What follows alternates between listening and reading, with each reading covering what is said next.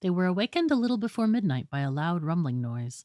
They wondered what it was, but weren't concerned enough to get up or move their equipment.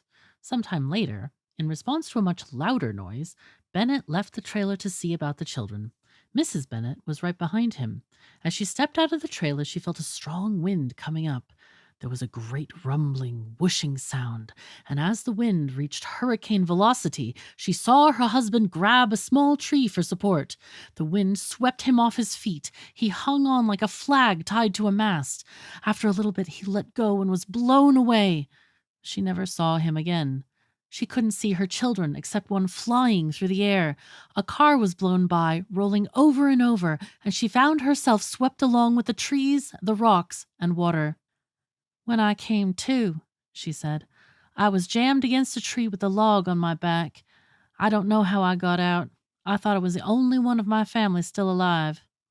Then, over the awful moaning of the boulders grinding and crashing, and the sound of the tree trunks howling through the air, she heard the voice of her son Philip calling.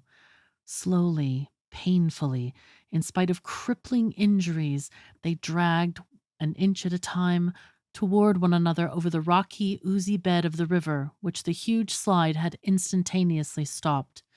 Highway Patrolman Stevens, who found them several hours later, noticed how torn their hands were from their agonizing crawl.